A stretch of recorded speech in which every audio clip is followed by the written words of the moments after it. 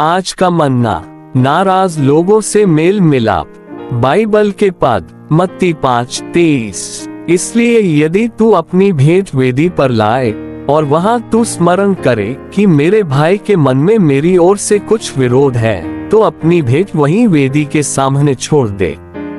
मत्ती 5:24। और जाकर पहले अपने भाई से मेल मिलाप कर तब आकर अपनी भेंट चढ़ा।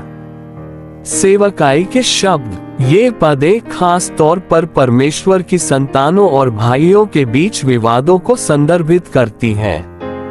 यदि आप वेदी पर भेंट चढ़ा रहे हैं, यानी यदि आप परमेश्वर को कुछ भेंट कर रहे हैं और अचानक याद आता है कि आपके भाई के मन में आपके खिलाफ कुछ है, तो ये स्मरण परमेश्वर की अगुवाई है।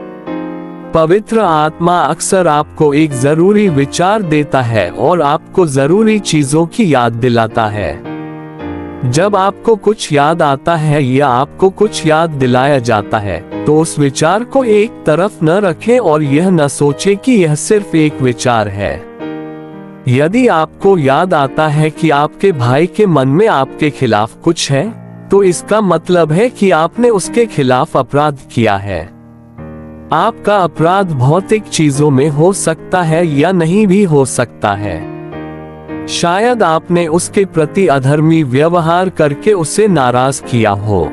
एक नए विश्वासी को यह एहसास होना चाहिए कि यदि वह किसी व्यक्ति को नाराज करता है और माफी नहीं मांगता है, तो जैसे ही नाराज पक्ष उसका नाम लेता है और परमेश्वर के सामने आहें भरता है, वह समाप्त हो जाता है।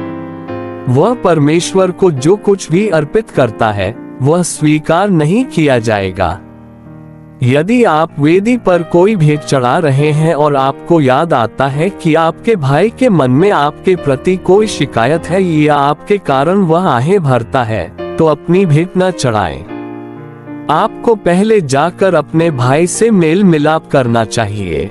अपने भाई से मेल मिलाप करने का क्या मतलब है?